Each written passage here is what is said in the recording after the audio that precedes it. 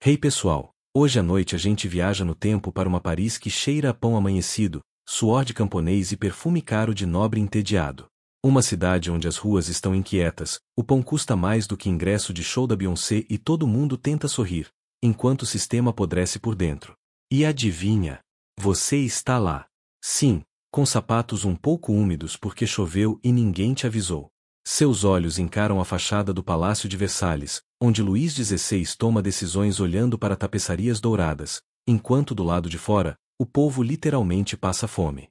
Mas antes de continuar, aproveite para curtir e se inscrever no nosso canal para receber mais histórias como essa. E comenta aí de onde você está assistindo e que horas são. Vai que você está ouvindo isso enquanto espera o pão sair do forno.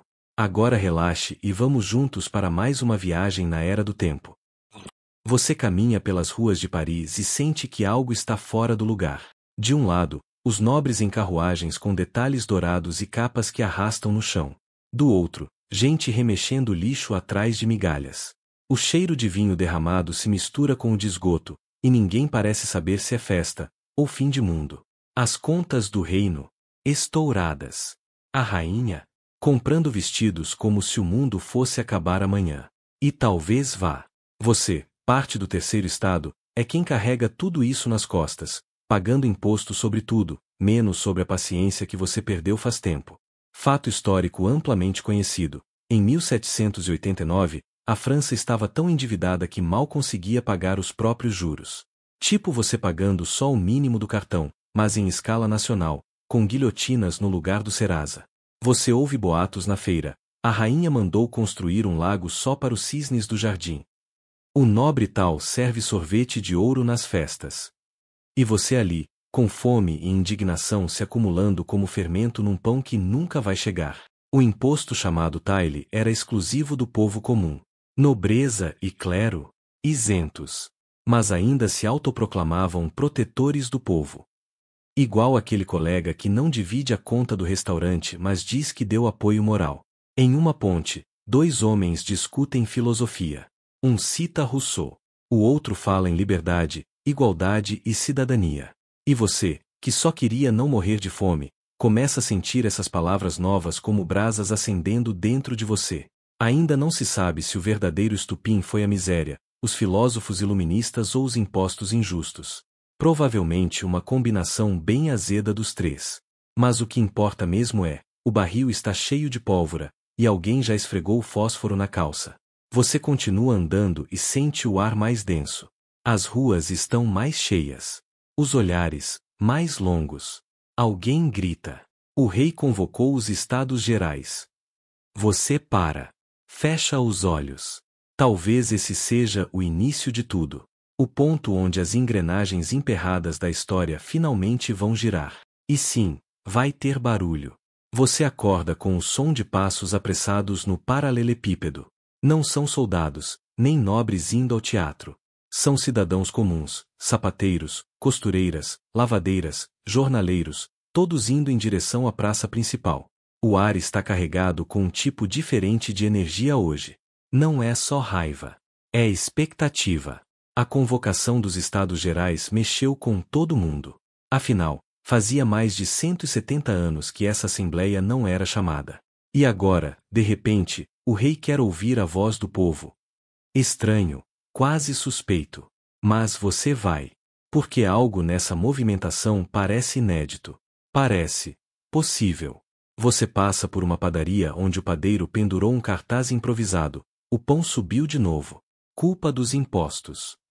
E embaixo, alguém rabiscou, a culpa é do rei. A pichação ainda tá fresca. Você escuta conversas em cada canto. Uma mulher fala sobre a quantidade absurda de tributos que paga só para vender frutas na feira. Um homem conta que teve sua carroça confiscada por atrasar o pagamento de um imposto que nem entende. E todo mundo concorda em uma coisa: isso não dá mais. Um fato amplamente conhecido era que a França era dividida em 3 estados. O primeiro estado, clero, o segundo, nobreza, e o terceiro, todo o resto do planeta. O detalhe? Os 2 primeiros não pagavam impostos. O terceiro sustentava tudo, inclusive os privilégios dos outros 2.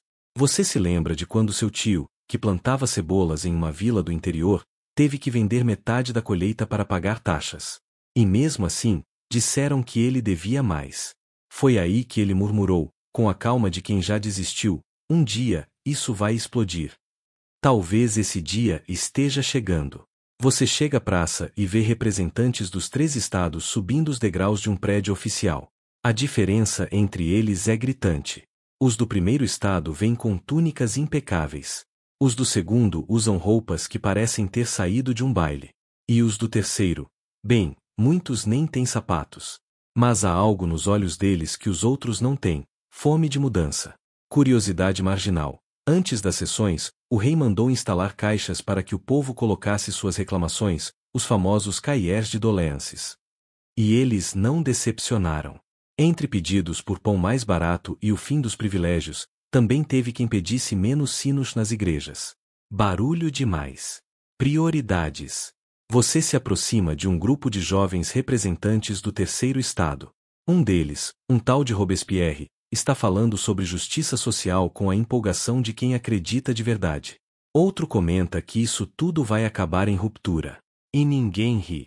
O rei convocou os Estados Gerais por estratégia ou desespero. Alguns dizem que ele queria só aumentar os impostos com uma aparência de participação. Outros acham que ele realmente achou que podia controlar a situação. Fofo. Mas você vê nos rostos ao seu redor que as engrenagens já começaram a girar. E que ninguém vai aceitar ser silenciado novamente. Pela primeira vez, em muito tempo, o terceiro estado se sente ouvido. Nem que seja só por agora. No fim do dia, você volta para casa exausto, mas com uma faísca acesa dentro de você. E ao deitar, uma pergunta te persegue. E se, dessa vez, o povo não aceitar voltar para a sombra? Você acorda no dia seguinte com algo novo no ar. E, incrivelmente, não é o cheiro de esgoto nem de croissant queimado. É o som abafado de vozes decididas. Um tipo de confiança tímida começa a circular entre os cidadãos como se fosse perfume caro, raro, mas poderoso.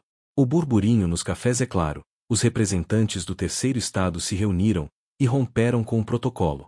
Aquela coisa engessada, cheia de reverências e formalidades que o rei esperava, já era. Eles resolveram agir por conta própria. E você quer ver isso de perto. Você corre até a sala onde as sessões dos Estados Gerais deveriam acontecer, mas ela está trancada. Literalmente fechada com cadeado. Ordens do rei. Só que ninguém foi embora. Eles estão no salão do jogo da pela, uma espécie de quadra coberta onde a aristocracia praticava um tipo ancestral de tênis, basicamente um lugar que cheira suor velho e conspiração moderna. Você entra de fininho. Há mais de 500 representantes apertados no espaço, todos de pé, levantando a mão direita. Um deles lê em voz alta: "Juramos não nos separar até que uma nova Constituição seja escrita." Você fica arrepiado. Esse momento ficou conhecido como Juramento do Jogo da Pela, em 20 de junho de 1789. Foi quando o terceiro estado, cansado de ser tratado como figurante, se autoproclamou Assembleia Nacional. A partir dali, não tinha mais volta. Você olha ao redor e vê gente chorando. Outros tremem, talvez de medo, talvez de emoção. E um deles, um homem magro de voz suave, escreve algo no próprio braço com carvão. Liberdade começa onde o medo termina. Curiosidade excêntrica do dia. Alguns representantes usavam meias coloridas por baixo das roupas formais, como forma secreta de protesto. Aparentemente, a rebelião começa pelos tornozelos. A tensão aumenta quando chega a notícia de que o rei mandou tropas cercarem Versalhes. O clima muda rápido. Você sente como se estivesse em um filme que passou da comédia política direto para o suspense psicológico. Mas ninguém recua.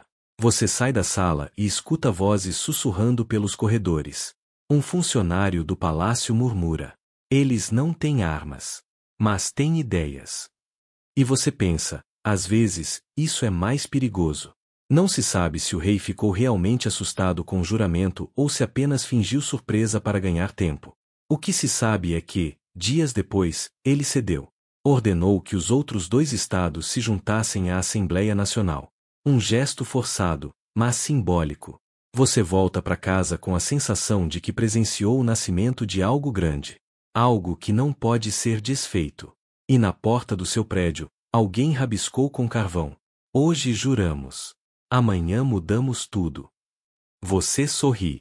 Porque sabe que, naquele calor abafado da quadra, cercado de veludo suado e sapatos gastos, o mundo acabou de ganhar uma rachadura. E pela primeira vez, a luz está entrando. Você não deveria estar ali, mas está. Atrás de uma tapeçaria com cheiro de mofo e uma mancha suspeita que definitivamente não é vinho. Do outro lado, o rei e seus conselheiros discutem, ou melhor, murmuram em voz nervosa. A Assembleia Nacional não obedeceu. E agora? Você ouve um deles sugerir, dissolvam tudo com a força. Outro, mais cauteloso, diz, eles são o povo. E se o povo perceber isso? E, por um instante, você vê nos olhos do rei algo raro, dúvida. Você sai correndo antes que alguém perceba, porque nada te dá mais medo do que nobres em pânico com poder nas mãos. Nas ruas, a movimentação está mais intensa. Você sente que a cidade inteira está segurando a respiração. A Assembleia Nacional se recusa a parar. Debatem dia e noite. A cada proposta nova, o povo encosta mais perto das janelas. Como se, só por ouvir, pudessem fazer parte. E então vem o momento. Você está lá, espremido entre uma mulher vendendo cebolas e um padre sem paróquia, quando os representantes proclamam, em uníssono, que o poder emana da nação. Não do rei. Não da coroa. Da nação. E foi assim que a Assembleia Nacional passou a se entender como legítima. Não por permissão real, mas por ser formada por representantes do povo. Era o primeiro passo oficial rumo à democracia moderna. Você sente os pelos dos braços se eriçarem. Ao seu lado, um garoto de 10 anos pergunta ao pai, a gente manda agora. E o pai responde, com um sorriso que parece doer, talvez. Um pouco. Mas claro, nem tudo é épico e cinematográfico. Em meio ao fervor, surgem conflitos. Uns querem uma monarquia constitucional. Outros, república já. Tem quem ache que a França precisa de liberdade. Outros querem justiça. E alguns só querem pão. Curiosidade. Um grupo de revolucionários mais ansiosos se reunia à noite em padarias fechadas para discutir ideias enquanto comiam os restos do dia. Chamavam o encontro de Clube da Farinha. Você passa a frequentar essas reuniões. Os debates fervem, mesmo com migalhas no lugar de cadeiras. Uma mulher defende o voto feminino. Outro quer educação obrigatória para todos. Alguém propõe abolir a nobreza por completo. Você só escuta. Mas por dentro, tudo se movimenta. Porque a revolução já começou, não só nos palácios e salões, mas dentro de cada cabeça que ousa imaginar um mundo diferente. Ainda se discute se o rei realmente pensava em aceitar uma constituição ou se apenas fingia para ganhar tempo. Há quem diga que ele tentou manipular a Assembleia. Outros juram que ele foi simplesmente superado por algo que não compreendia. Você caminha até a margem do Sena e observa o reflexo das tochas noturnas na água. A cidade parece respirar mais alto agora, como se tivesse acordado de um coma longo.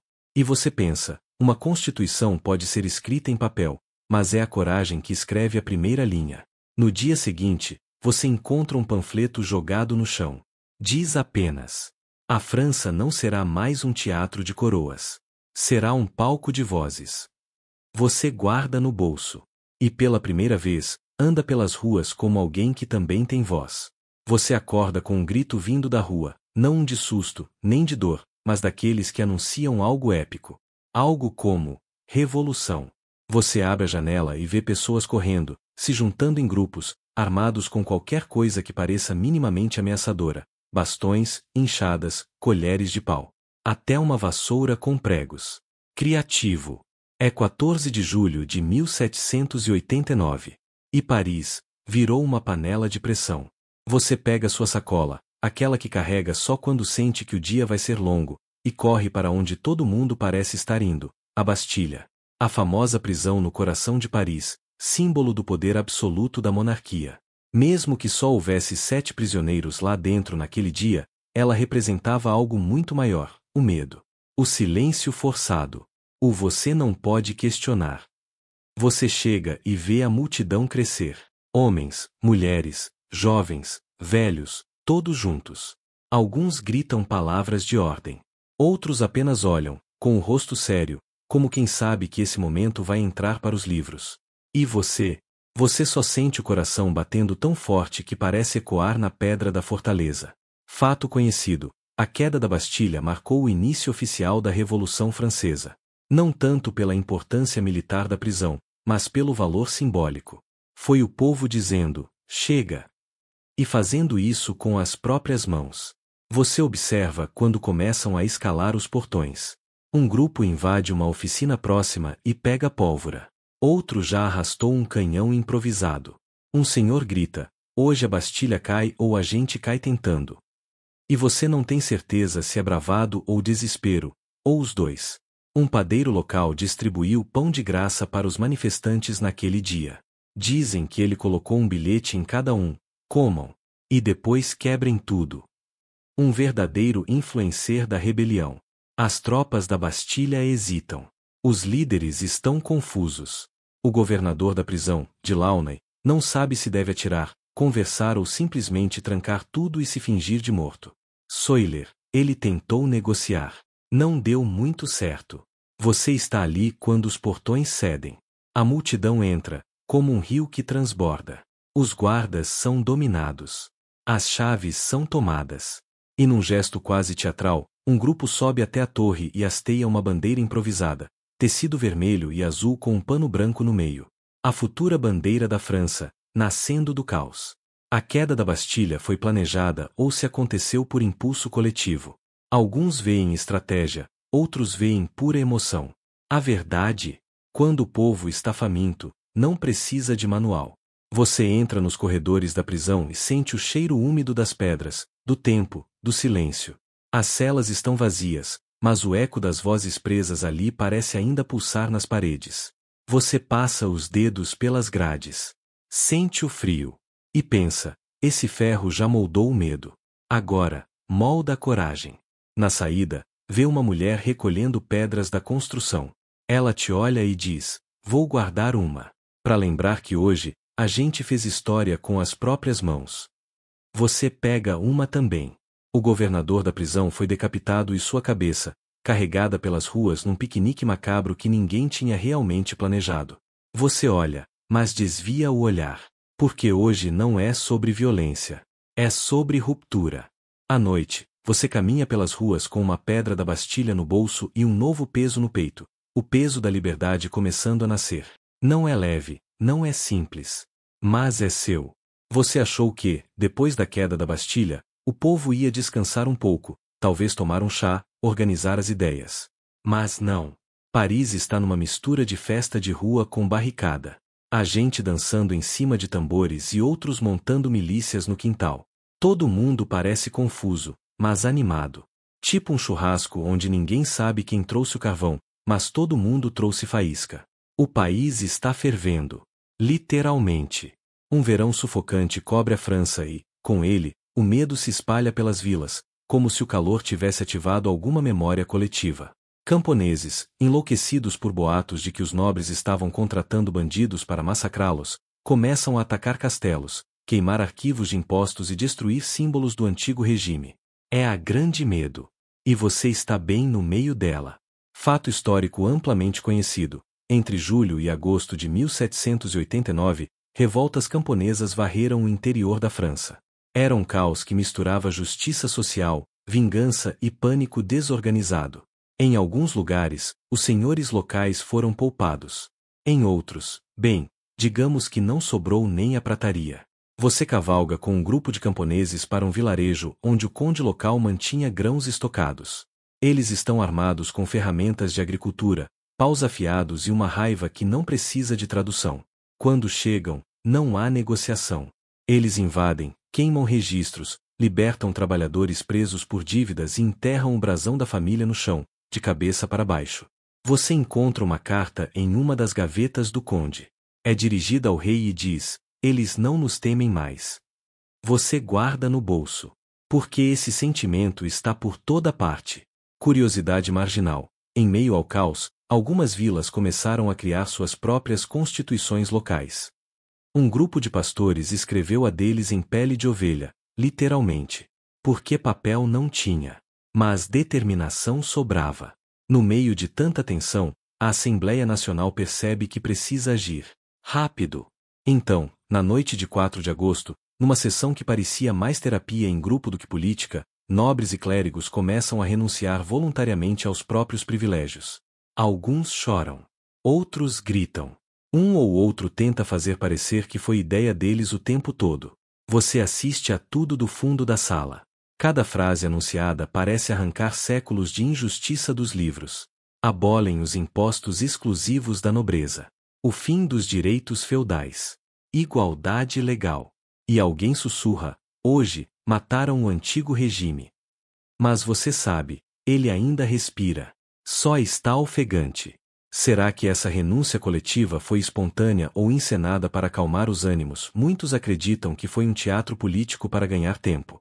Outros acham que foi o pânico sincero de uma elite cercada por tochas e forquilhas. Talvez tenha sido os dois. Ao voltar para casa, você vê uma nova bandeira pendurada na janela de um vizinho. Azul, branco e vermelho. Um símbolo que não tem coroa, nem cruz, nem brasão. Só cores. E ideia.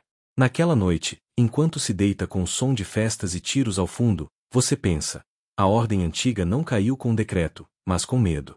E o medo trocou de lado. Você mal teve tempo de dormir quando acorda com o som de sinos tocando em sequência, não em harmonia, mas como se estivessem discutindo entre si. A cidade parece em transe. Pessoas correm para praças, outros sobem em bancos para ler um papel. É oficial. A Declaração dos Direitos do Homem e do Cidadão foi aprovada.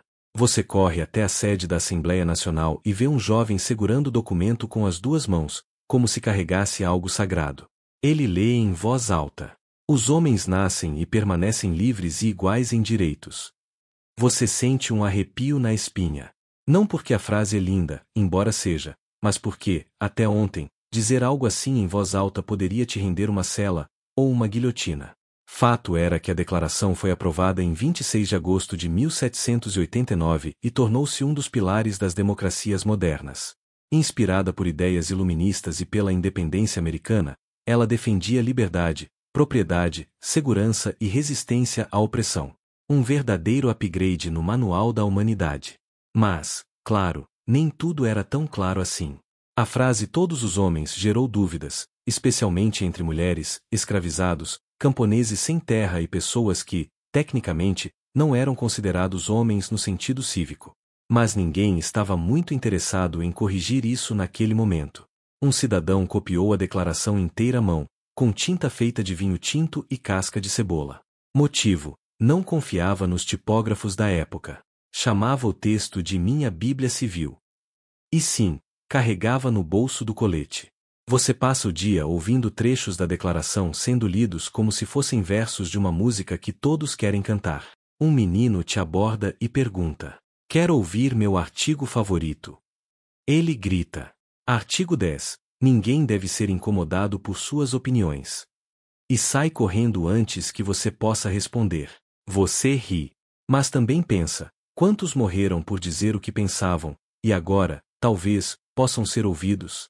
Na Assembleia, o clima é uma mistura de euforia e caos administrativo. Eles discutem quem terá direito ao voto, como vão organizar o novo Exército Nacional, quem paga o quê, porque revolução não elimina boletos. Só muda quem os envia. Muitos direitos anunciados ali levariam anos, ou séculos, para se tornarem realidade para todos. Mas o impacto foi imediato. Ideias antes perigosas viraram política oficial. O mundo nunca mais seria o mesmo. Você assiste a um artista pintando o texto da declaração numa parede da cidade, rodeado de crianças que tentam imitar as letras com carvão. Uma senhora passa, para e diz: nunca achei que fosse viver para ver isso. Você também não. Mas está vendo. À noite, você caminha por uma rua onde colocaram tochas em cada esquina. Alguém lê o artigo 1 em voz alta e outro completa com um verso improvisado. A cidade, que antes sussurrava nas sombras, agora grita seus ideais à luz. Você passa por um cartaz rasgado na parede, onde só se lê uma frase: somos humanos. Finalmente, alguém escreveu isso. Você para, toca o papel e sorri. Porque mesmo que o caminho ainda seja longo, e as contradições enormes, uma semente foi plantada. E ela já está crescendo. A cidade acorda com um sussurro desconfortável, como quem sente que o clima mudou, e não estamos falando da previsão do tempo. Você sai de casa e percebe, o povo está inquieto, mas não mais como antes. Agora é um silêncio tenso, quase respeitoso, como se todos estivessem à espera do próximo erro do rei. Sim, ele ainda está lá. Luís XVI, o homem que até pouco tempo era considerado sagrado, agora é vigiado como um estudante trapaceiro na prova. A coroa continua na cabeça, mas o brilho já apagou. E o povo começa a se perguntar, será que ele realmente aceita tudo isso? Ou está só esperando o momento certo para dar o troco? Você não precisa esperar muito para descobrir. Na calada da noite, em junho de 1791, a família real tenta fugir de Paris. Disfarçados, usando roupas comuns, eles entram numa carruagem e seguem em direção a Varennes, com planos de escapar da revolução e se juntar às forças contra-revolucionárias. Você ouve a notícia na manhã seguinte. E corre, claro que corre, em direção à praça. Uma multidão já está reunida. Um jovem sobe em um caixote e anuncia: o rei fugiu, mas já foi pego. Fato histórico amplamente conhecido. A fuga de Varennes foi um desastre. A família real foi reconhecida por um oficial dos Correios. Sim, um carteiro literalmente salvou a revolução, e capturada antes de chegar à fronteira. Quando retornaram a Paris, não havia mais simpatia, só silêncio e olhares frios. Você vê a carruagem voltando escoltada por soldados. O rei olha pela janela, mas não encontra nenhum rosto amigável. As pessoas estão lá, firmes, mas caladas. E o silêncio, você descobre, pode ser mais violento que qualquer grito. Maria Antonieta tentou convencer os guardas a deixá-lo seguir viagem oferecendo joias escondidas nas dobras do vestido. Um deles respondeu: joias não valem nada quando a cabeça que as usa não vale mais para o povo. A Assembleia tenta salvar as aparências. Declaram que o rei foi sequestrado. Uma desculpa tão esfarrapada que até os pombos da praça parecem rir. Mas ninguém engole. O contrato moral entre o povo e a coroa acaba ali. Você volta para casa e vê que, no lugar onde antes havia um retrato do rei na padaria, agora tem um cartaz escrito: traidor não merece farinha. Ainda não se sabe até hoje se a fuga foi ideia exclusiva da rainha, que tinha conexões austríacas, ou se o rei arquitetou tudo desde o início. Alguns afirmam que ele hesitou em fugir até o último minuto. Mas não importa muito. A confiança foi quebrada, e o trono agora cambaleia. O povo está dividido. Alguns querem que o rei continue, como um símbolo decorativo, talvez. Outros exigem julgamento. Muitos pedem o fim da monarquia. E você? Bom, você só quer um país onde ninguém precise fugir escondido para manter o poder. Naquela noite, você observa a cidade respirar fundo. Uma Paris diferente da de ontem. O ar está mais pesado, como se todos tivessem compreendido, de uma vez por todas, que não há mais volta. Você se deita e repete baixinho a frase que ouviu de um velho revolucionário naquela manhã. Quando o rei foge do povo, o povo corre para a história. E pela primeira vez, você acredita que ela pode ser escrita com as próprias mãos. Acordar em Paris, em 1792, é como acordar dentro de um caldeirão fervente. Não há mais espaço para neutralidade, para meias palavras ou vamos esperar para ver. A cidade pulsa como um coração que bate rápido demais. E no centro disso tudo está ela, a guilhotina. Você caminha pela Praça da Revolução, antes chamada de Praça Luís XV, mas ninguém mais tem coragem de dizer esse nome em voz alta.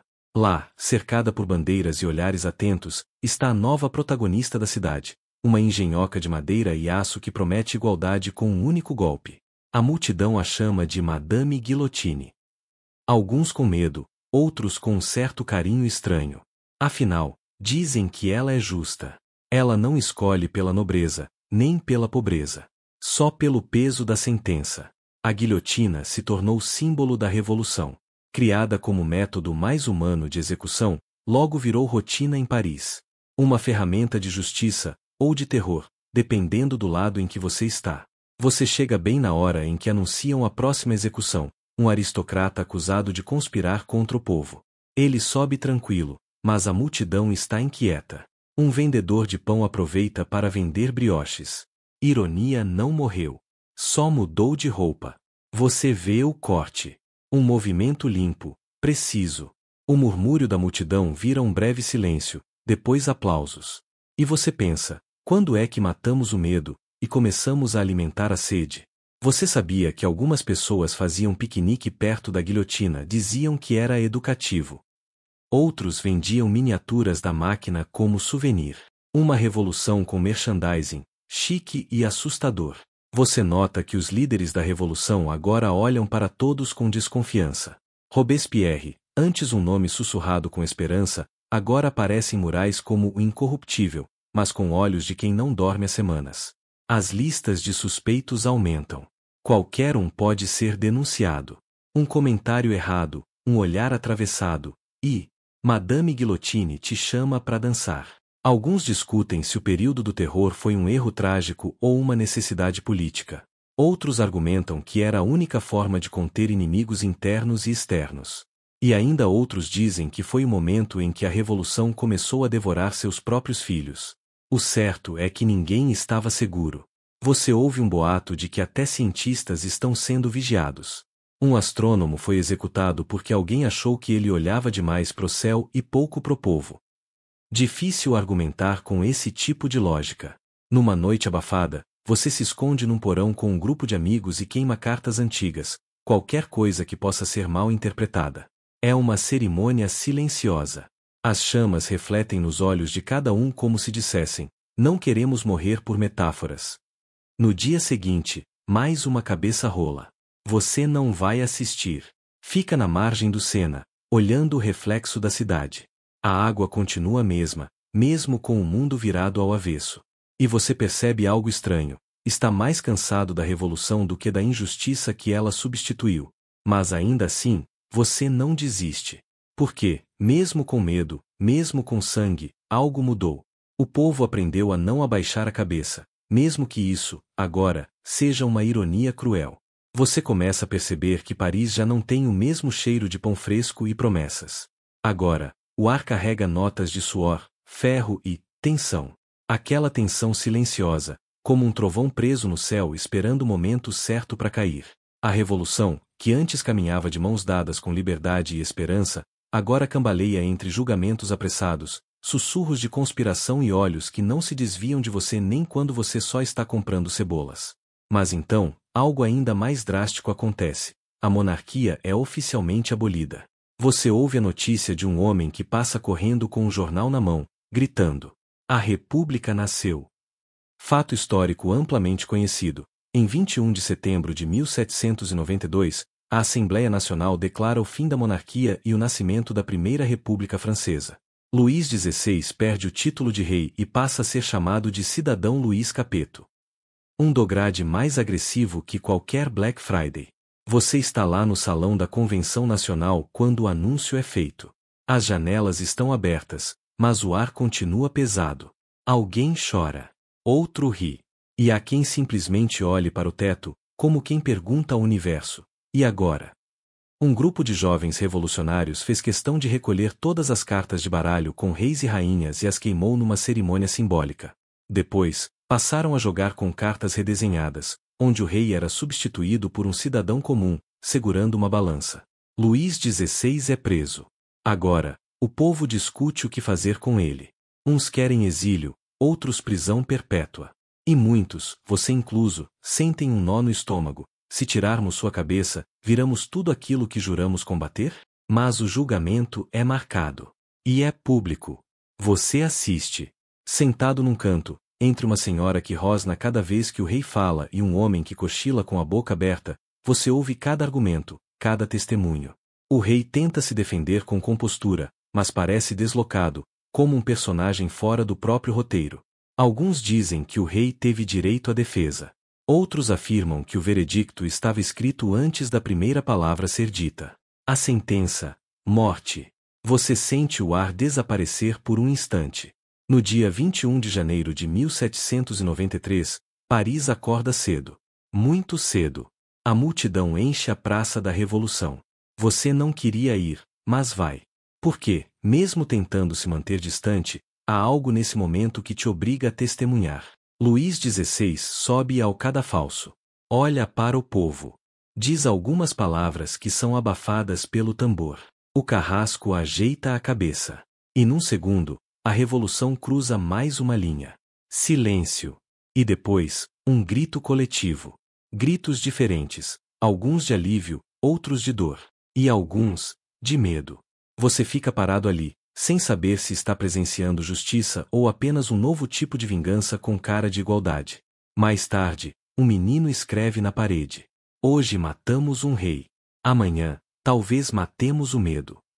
Você toca a pedra fria da praça, que agora guarda o sangue da coroa. E pensa, a república nasceu, mas como toda criança recém-nascida, ainda não sabe andar. Você pensava que o pior já tinha passado. Que com a cabeça do rei rolando na praça, os ânimos se acalmariam, que a república recém-nascida aprenderia a andar, quem sabe, a falar palavras como paz, pão, e talvez, liberdade. Mas não. O que vem agora é o que os mais velhos chamam de o verdadeiro pavor. A revolução, antes um sopro de esperança, agora caminha com os punhos cerrados. E quem comanda esse novo ritmo é ele, Robespierre. O homem de voz calma e olhos de julgamento eterno. O incorruptível. O relutante e implacável. O cara que parece estar sempre conversando com o próprio destino, e perdendo a paciência. Você está na convenção quando ele sobe ao púlpito e fala da necessidade de virtude com terror. Que o medo, bem administrado, é ferramenta de purificação. Você engole seco. Porque sabe que quando o terror é institucionalizado, todo mundo vira suspeito. Entre 1793 e 1794, o chamado período do terror levou milhares à guilhotina, não apenas nobres e conspiradores, mas também antigos aliados da Revolução, artistas, padres, até poetas. Bastava parecer contrário à República, ou parecer simpático demais à monarquia. Ou parecer. Só isso já bastava. Você presencia uma prisão injusta. Um vendedor de velas, conhecido seu, é levado por ter vendido mais velas brancas do que vermelhas. Um indício de que simpatizava com os monarquistas. Ele tenta explicar, mas é arrastado pelas ruas. E você, paralisado, não faz nada. Porque agora, o medo respira no seu pescoço. Durante esse período, os carrascos da guilhotina tinham escalas de trabalho e direito à folga semanal. A máquina não parava, mas até o terror tem sindicato, aparentemente. Robespierre discursa todos os dias. Sempre firme. Sempre frio. Ele fala de pureza, de ideais, de limpar a revolução de suas manchas. Você ouve e pensa, parece mais um padre do que um político. Só que, no altar dele, o sacrifício é literal. Uns dizem que Robespierre enlouqueceu aos poucos, preso numa paranoia crescente. Outros defendem que ele foi o único coerente até o fim. O debate, como tudo na Revolução, é infinito. Você é chamado para uma audiência popular. Alguém te acusou de ter rido durante um discurso da convenção. Você tenta explicar que foi o cachorro da frente que tropeçou. O juiz nem pisca. Você é liberado, desta vez. Mas entende, ninguém está realmente livre. A cidade agora tem olhos em todas as esquinas. Amigos cochicham, famílias sussurram, e crianças aprendem a não perguntar demais. A esperança? Essa anda com a cabeça baixa, cruzando os dedos para não ser notada. Numa tarde qualquer, você vê um mural com os rostos de todos os inimigos da Revolução executados naquela semana. São tantos que o papel parece um tapete de rostos apagados. Você procura um nome. Acha 2. Pega um carvão e escreve por cima. Quantos mais até chamarem isso de tirania? Alguém puxa seu braço. Cuidado! Até as pedras têm ouvidos. Você caminha para casa tentando parecer neutro. Mas por dentro, sua alma grita. Porque agora, você entende, a liberdade é frágil. E o terror sabe dançar no ritmo dela. Paris está em silêncio. Mas não é um silêncio sereno, do tipo que embala o sono. É aquele silêncio carregado, que vem antes da tempestade. Você anda pelas ruas como quem pisa em ovos, ou, mais precisamente, como quem pisa em trilhos de um trem que ainda não viu, mas já ouve vindo de longe. Algo mudou. Você sente isso no mercado, onde os sorrisos sumiram. Nas tavernas, onde os brindes foram substituídos por goles apressados. E até nos panfletos, antes coloridos e ousados, agora são só folhas pálidas com letras miúdas e cuidado demais. Robespierre não aparece há dias. Em meados de 1794, Maximilien Robespierre, o arquiteto do terror, começa a se isolar. Alguns dizem que por paranoia. Outros, por cálculo. Ele para de responder cartas. Evita reuniões. E, quando finalmente volta, é para anunciar mais nomes suspeitos, sem dizer quem são. A convenção treme. Você ouve rumores. Gente que passou anos do lado dele agora sussurra: se ele não diz quem é o inimigo, será que sou eu? Durante esse período, começaram a circular moedas falsas com o rosto de Robespierre e a inscrição "O Novo Rei". Ninguém sabe quem mandou fazer. Mas o medo de ser pego com uma era tão grande que a maioria foi derretida e transformada em colheres. Você está na praça quando ele aparece novamente em público, dia 26 de julho. A multidão se amontoa, mas não grita. Robespierre sobe, discursa sobre traição, corrupção e justiça. Mas nunca diz nomes. Só deixa no ar. E o ar, você já sabe, está pesado demais. Historiadores ainda discutem se ele realmente planejava um novo expurgo em massa ou se estava apenas testando os limites.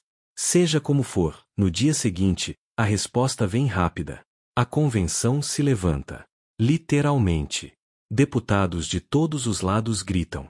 Robespierre tenta falar. É vaiado. Tenta de novo. Nada. Seu aliado Saint-Just é interrompido. A sessão vira caos. E então alguém grita: prendam Robespierre. Você corre até a prefeitura, onde ele e seus seguidores tentam se esconder. A praça enche de gente. Muitos não sabem o que está acontecendo, só que algo grande está por vir. Você ouve tiros. Alguém cai. Dizem que Robespierre tentou se matar. Outros dizem que levou um tiro. Ninguém tem certeza, só que, ao ser preso, ele não conseguia mais falar.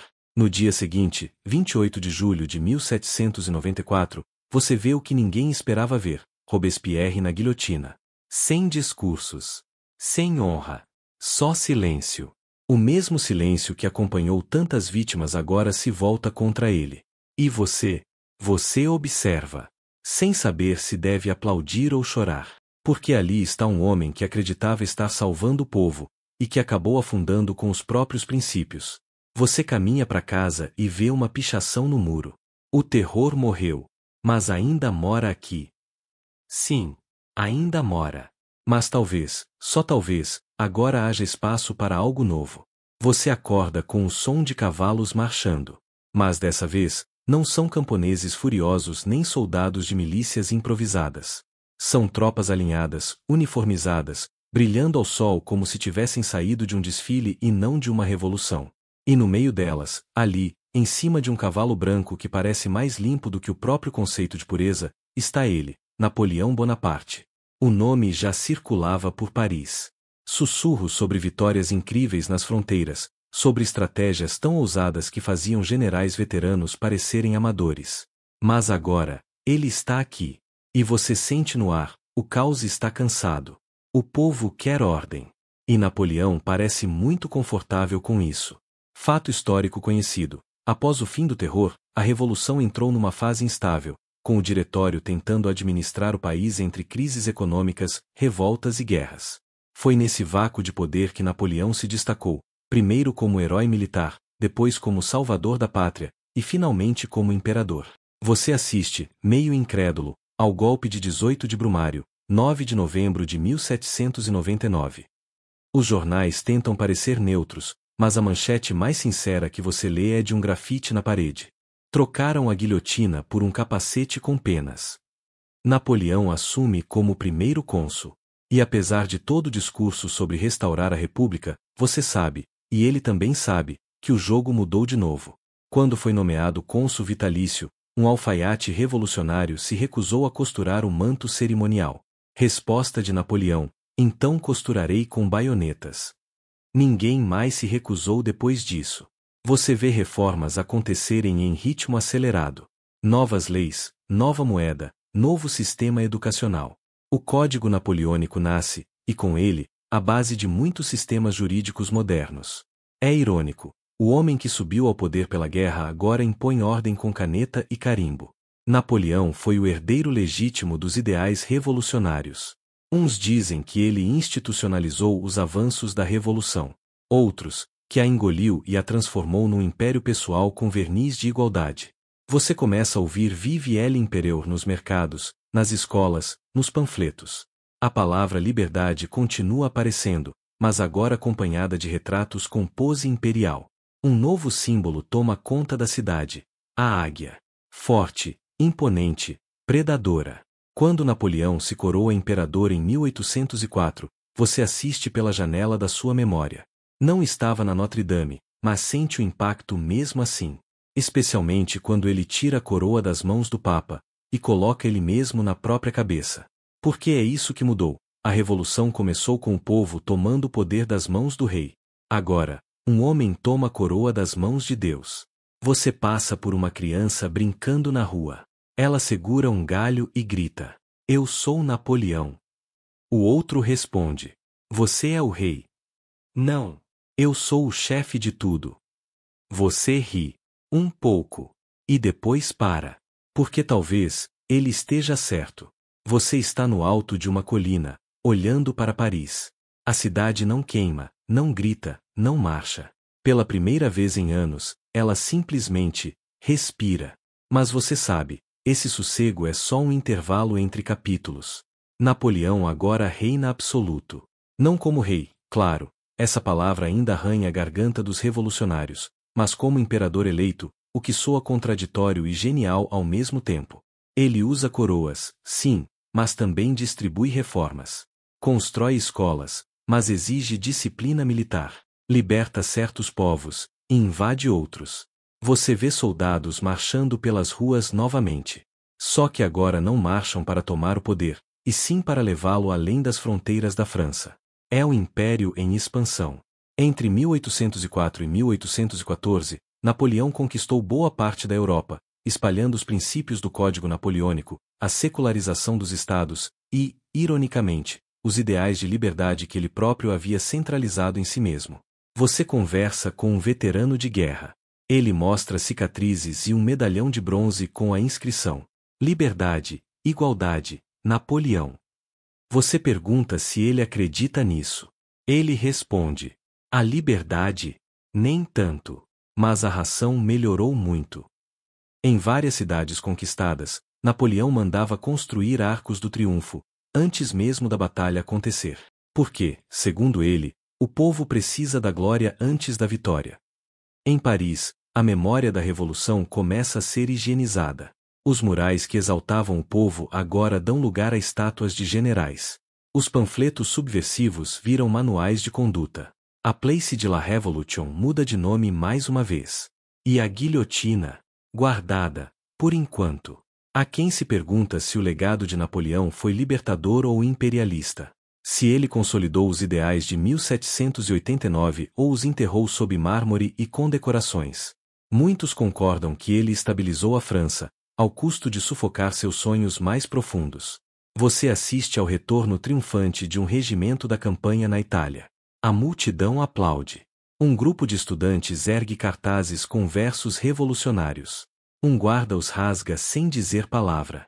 Você pensa, a liberdade de antes era selvagem, barulhenta, imperfeita. A de agora é fardada, organizada e monitorada.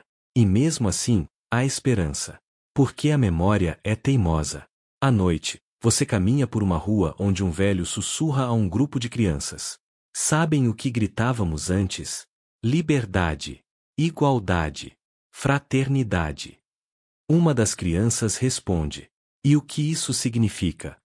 O velho sorri, como quem carrega um segredo grande demais para ser explicado em voz alta. Você segue seu caminho, sem respostas, mas com a sensação de que, mesmo escondidos, os ideais da revolução ainda caminham ao lado da história, esperando a hora certa de reaparecer. O fim chega com botas sujas e olhos cansados. Você está entre a multidão que observa, em silêncio, as tropas estrangeiras entrando em Paris. É 1814. O império que parecia eterno começa a se desfazer como um bolo deixado na chuva. Napoleão, o homem que escreveu seu nome em mapas, agora vê as linhas se apagarem uma por uma. O povo não grita. Não há rebelião, nem festa. Apenas um olhar coletivo de exaustão. Como se a França inteira tivesse corrido por 20 anos, e agora, finalmente, parasse para respirar. Em abril de 1814, Napoleão abdica e é exilado na ilha de Elba. Ele voltaria brevemente no famoso episódio dos 100 dias, mas seu fim definitivo viria em Waterloo, em 1815. Você ouve rumores na praça, que a monarquia vai voltar, que Luís XVIII está chegando, que tudo pelo que lutaram será desfeito. Um homem joga um chapéu no chão e diz: a gente trocou um rei por outro. Só mudaram o penteado. Quando Napoleão foi exilado, ele levou com ele cerca de 1000 soldados, e também seu cozinheiro, seu bibliotecário, e 3 carruagens cheias de livros. Porque até imperadores sabem que fim de império se enfrenta melhor com leitura e tempero. Você assiste aos panfletos voltarem. Mas agora são outros. Com slogans mais cuidadosos, com palavras como restauração, moderação, ordem.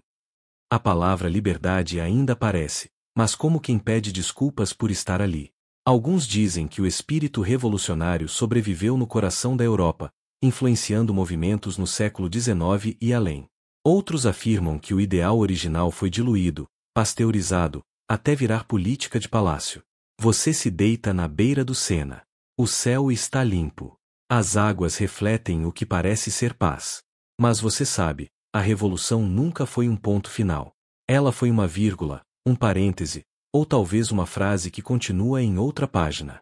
Ao seu lado, um garoto escreve num caderno: liberdade, igualdade, fraternidade. Você pergunta de onde ele tirou isso. Meu avô dizia que era o lema do povo. E ele continua a escrever. Porque mesmo que os palácios voltem, que os retratos antigos sejam reemoldurados e pendurados nas paredes do poder, há algo que nunca mais poderá ser desfeito. O povo descobriu que pode falar, e pensar, e lutar. E, no fundo, é isso que muda o mundo. Você pensava que a revolução havia terminado em Paris. Que, com a queda do rei, o fim do terror e o exílio de Napoleão, o trovão da liberdade se calaria. Mas não. O som não parou. Ele ecoou, e forte, para bem além das fronteiras francesas. Você está agora em um porto. Talvez em Bordeaux, talvez em Marsella. O vento traz cheiros de maresia e de açúcar bruto. Homens descarregam barris, cartas são enviadas para terras distantes. Mas o que importa mesmo não está no porão dos navios. Está nas ideias que embarcam junto: liberdade, igualdade, fraternidade. Os ideais da Revolução Francesa inspiraram outros levantes, especialmente nas colônias. O mais marcante foi o da colônia de Saint-Domingue, hoje Haiti, onde uma revolta de escravizados levou à primeira república negra independente do mundo, em 1804. Você escuta o nome de Toussaint Louverture sussurrado nos mercados da cidade. Para uns, ele é herói. Para outros, ameaça. Para você, ele é uma faísca que cruzou o Atlântico e acendeu outro barril de pólvora. Lá, como aqui, o povo descobriu que pode lutar. Napoleão chegou a tentar restaurar a escravidão em Saint-Domingue depois de ela ter sido abolida pela Revolução. Mandou tropas e generais. Mas perdeu. Os soldados foram dizimados não só pela resistência feroz, mas também pela febre amarela, ironia tropical. Você lê em um jornal velho que as colônias devem obedecer à metrópole. Mas o que ninguém consegue explicar é por que, depois de tanto sangue derramado em Paris pela liberdade, ela não era considerada um direito universal. O papel diz uma coisa. As ruas, outra. Alguns discutem se a Revolução Francesa foi verdadeiramente anticolonial ou apenas usou os ideais de liberdade como ferramenta política. Alguns defendem que ela abriu espaço para o fim da escravidão. Outros apontam que só agiu assim quando precisou de soldados nas colônias. Você recebe uma carta de um conhecido que viajou para a América. Ele diz: aqui se fala em independência com sotaque francês. E não é exagero. Em pouco tempo, Bolívar, San Martín e outros líderes da América Latina ecoariam as mesmas palavras que um dia foram gritadas em Paris. Você se pergunta: será que a revolução deixou mesmo de existir? Ou será que agora ela só muda de endereço? Em um beco úmido, uma jovem vendendo jornais pergunta: você já ouviu falar de um lugar chamado Nova Granada? Você diz que sim. Ela sorri e entrega um panfleto com uma frase escrita à mão. A liberdade não é uma bandeira. É uma onda. E quando você volta para casa naquela noite, com o pano do casaco ainda úmido do mar, entende, a revolução pode até ter começado em Paris. Mas nunca quis terminar lá. No dia seguinte você entra em um pequeno museu em Paris. Não estava nos seus planos. Só queria escapar da chuva. Mas ao cruzar aquelas portas de madeira, você percebe que está entrando em algo mais profundo do que paredes decoradas, o campo de batalha da memória. Porque o que é lembrado da Revolução Francesa depende de quem está contando. Logo na entrada, um quadro imenso, A Liberdade Guiando o Povo, de Delacroix. Você encara a mulher com o seio à mostra, bandeira na mão, expressão feroz. E pensa, essa não é exatamente a mesma liberdade que vi tropeçando pelas ruas cheias de lama e medo. Mas ela está ali, eternizada, heroica, perfeita, como se nunca tivesse hesitado. Ao longo do século XIX, diversos regimes franceses, de monarquias restauradas à Segunda República e ao Segundo Império, reescreveram o significado da Revolução para se adequar aos seus próprios interesses. Você observa bustos de Robespierre, Danton, Marat. Uns têm placas reverentes, outros, quase condenatórias. Em uma sala, Napoleão é retratado como salvador. Em outra, como traidor. Você coça a cabeça. É a mesma pessoa. Mas parece viver múltiplas versões de si mesmo, dependendo de quem pendura a moldura. Durante o reinado de Luís Filipe, na década de 1830, muitos elementos da Revolução foram integrados à monarquia, como forma de acalmar o povo. Inclusive, o rei se autodenominava rei dos franceses, e não rei da França, como tentativa de parecer mais democrático. A propaganda é um talento antigo. Você vê estudantes debatendo num canto da galeria. Um deles diz: a revolução é um espelho, cada geração enxerga nela o que precisa. Você se aproxima e ouve o outro responder, ou o que tem medo de enxergar. Não se sabe se o mito da revolução foi necessário para manter a coesão nacional ou se serviu apenas como anestesia coletiva para as contradições que continuaram. Há quem diga que idealizá-la foi essencial para construir identidade. Há quem diga que isso a enfraqueceu. Você caminha por uma sala escura, onde reproduzem sons da multidão de 1789. Gritos, sinos, tiros. Um som artificial, claro, mas que ressoa no peito como se fosse real. Você fecha os olhos e sente de novo a poeira da Bastilha, o cheiro de suor na multidão, o tremor no chão quando a guilhotina caía. E então, algo inesperado, uma instalação interativa com frases anônimas escritas por visitantes. Algumas são poéticas. Outras, revoltadas. Uma em particular te faz parar. Se os heróis fossem humanos, talvez não nos sentíssemos tão pequenos. Você respira fundo.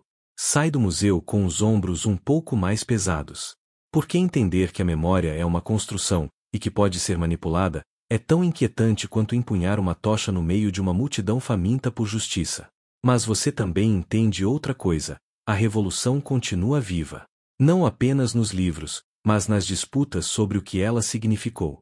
E cada vez que alguém pergunta por que tudo isso aconteceu, uma nova revolução, ainda que pequena, começa de novo. Você está de volta a Paris. Mas desta vez, os sinos da Notre-Dame competem com buzinas, sirenes e o som constante de passos apressados. Carros elétricos deslizam pelas avenidas, ciclistas cruzam os semáforos com fones nos ouvidos, e cafés elegantes servem cappuccinos por preços que fariam um camponês de 1789 desmaiar de choque, ou de fome. Mas algo é familiar. Você caminha pela Place de la République e vê pessoas reunidas.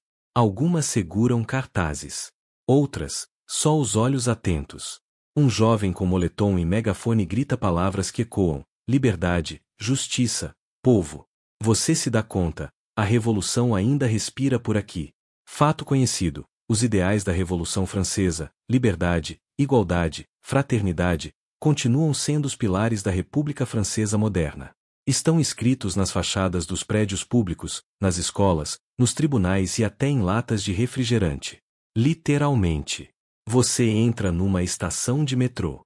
Lá está, Liberté, Égalité, Fraternité grafitado em spray vermelho, quase imperceptível, como um lembrete sussurrado pela cidade a cada novo passageiro. Durante os protestos dos coletes amarelos em 2018 e 2019, muitos manifestantes citavam diretamente a Revolução Francesa. Alguns vestiam roupas inspiradas nos sans-culottes. Outros erguiam bandeiras com a face de Robespierre. E um panfleto que você encontra jogado num banco diz: se não formos ouvidos, que sejam temidos os ecos de 1789. Você observa uma manifestação contemporânea. Tem gente de todas as idades. Uma mulher de cabelos brancos carrega um cartaz com a frase: minha bisavó marchou. Agora é minha vez. Ao lado, uma adolescente segura um cartaz em inglês: If we fall asleep, we forget to rise. E você entende que a revolução não é mais sobre cortar cabeças, é sobre levantar vozes.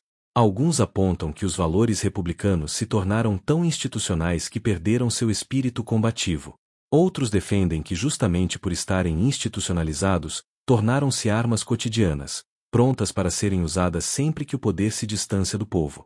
Você cruza o Jardim das Tulherias, onde famílias fazem piqueniques e turistas tiram selfies diante do Louvre.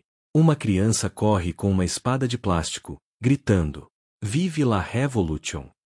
Você sorri, porque mesmo sem entender tudo, ela está tocando a mesma chama que você viu acesa há séculos. Você olha para o horizonte, onde a Torre Eiffel se ergue majestosa. E mesmo ela, construída décadas depois, parece te dizer: tudo que se levanta, começou com algo que desabou. E assim, com os pés no presente e o coração entre guilhotinas, votos, cartazes e cafés, você se despede dessa longa vigília histórica. Não com tristeza, mas com um reconhecimento silencioso: a revolução nunca foi só um evento. Foi, e ainda é, um estado de espírito. Agora imagine que está em uma sala de aula. Não é 1793, nem 1848, nem 2025. É um lugar fora do tempo. Um quadro negro, uma professora com óculos grandes, crianças com olhos abertos como janelas recém-limpas. E no alto da parede, uma frase em letras firmes: formar cidadãos livres. A revolução pode ter começado com pão e impostos, mas você sabe que ela nunca quis parar por aí. No fundo, o que ela mais desejava era mudar a cabeça das pessoas. E para isso, precisaria de algo mais afiado do que uma guilhotina: escolas. Um fato muito conhecido é que a Revolução Francesa foi a primeira a propor, oficialmente, um sistema nacional de ensino público, gratuito, obrigatório e laico. Um projeto audacioso para sua época, principalmente vindo de um país onde, até então, quem ensinava era o clero, e o conteúdo vinha com bênção ou censura. Você assiste a uma reunião de legisladores revolucionários debatendo se meninas deveriam ir à escola. Um deles diz: educar as mulheres é preparar 2 gerações. Outro rebate: ou preparar rebeliões de novo daqui 20 anos. Você sorri. Porque, claro, educação assusta. Em algumas escolas revolucionárias, era proibido ensinar latim, por ser a língua da opressão monárquica e eclesiástica. Em vez disso, ensinava-se matemática com pão e pesos, e história com desenhos da queda da Bastilha. Didático e subversivo. Você observa os primeiros manuais escolares. Nada de o rei é bom, o camponês é feliz. Agora o conteúdo é direto: o povo tem direitos, todo poder vem da nação, a lei é para todos. Não há mais santos nas paredes, só mapas da França e quadros com os direitos do homem. Alguns argumentam que a estrutura idealizada só se consolidaria de fato no século XIX. Outros dizem que o simples ato de anunciar educação para todos já foi uma revolução em si. Você assiste a uma aula moderna na periferia de Paris. Uma professora pergunta o que é liberdade. Uma aluna levanta a mão e responde: é quando eu posso andar de cabeça erguida sem medo. Outra diz: é quando minha avó entende o que está escrito na carta do banco. E você entende, o espírito da revolução ainda mora aqui. Na saída, uma mãe diz à filha: estude, porque quando a gente sabe, ninguém manda mais do mesmo jeito. A menina segura o caderno como quem segura um escudo. E você percebe que, sim, as armas mudaram. Hoje, o fronte da revolução é um quadro branco, e a munição são ideias. Você está em uma praça. Não importa o país. Não importa o século. Só importa o que está acontecendo ali, O povo está sonhando em voz alta. Cartazes erguidos. Gritos que rimam. Gente apertada, mas não com medo. Olhos brilhando. E aquela sensação de que tudo pode mudar, se todo mundo acreditar ao mesmo tempo. Essa é a herança invisível da Revolução Francesa. Ela ensinou ao mundo que imaginar outro futuro, juntos, é um ato político. Fato histórico amplamente conhecido. Antes de 1789, a política era privilégio. Sonhar com outra ordem social era considerado desvario ou heresia. Mas depois da Revolução, o impossível virou um projeto coletivo. E, de repente, camponeses discutiam constituições, e costureiras falavam em república. Você escuta uma senhora contando a história da própria avó, que viveu a Comuna de Paris em 1871. Ela diz: minha avó costurava uniformes e escrevia poesia. Você pergunta: ao mesmo tempo? Ela ri.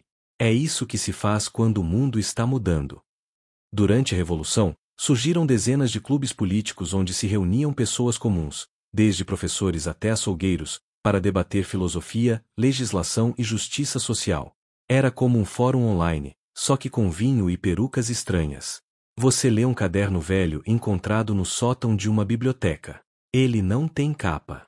Só uma inscrição na primeira página. O povo é perigoso, porque sonha em voz alta. E você se pergunta, ainda hoje, o que mais assusta o poder, as armas, ou a imaginação organizada? Historiadores ainda discutem se a revolução foi um plano racional ou uma explosão de desejo coletivo. Muitos reconhecem que, mais do que um programa político, ela foi uma mudança de percepção, a ideia de que a história não pertence aos reis, mas à rua. Você vê, nas redes sociais, jovens reunindo milhares para protestos. Em cartazes digitais, memes e hashtags, aparecem palavras que não envelhecem: igualdade, direitos, revolta. A linguagem mudou. A causa, nem tanto. Numa roda de conversa, um rapaz diz: a gente ainda não venceu, mas estamos escrevendo. E outra completa: sonhar junto é a nova barricada. Você lembra das multidões de 1789? Das mulheres marchando com panelas. Dos camponeses reunidos nos campos. Dos burgueses desenhando constituições entre cafés e cigarros. E percebe, sonhar junto foi sempre a base de tudo isso. É por isso que a revolução continua, mesmo quando ninguém mais está olhando. Porque o povo, quando sonha junto, não precisa de permissão. Só de espaço. E talvez, de uma praça.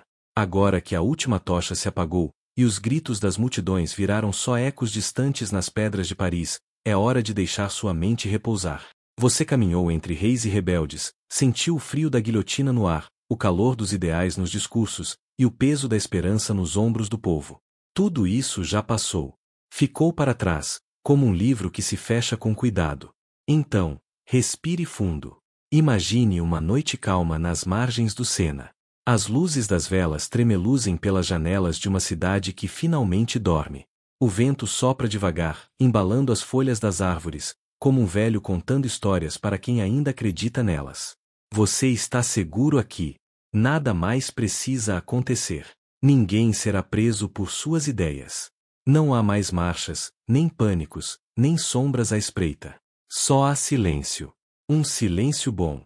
Feche os olhos devagar. Deixe que a paz desta nova França, mesmo imperfeita, mesmo remendada, embale seus pensamentos como uma canção de ninar. Porque revoluções também terminam. E o descanso sempre chega. Boa noite e bons sonhos.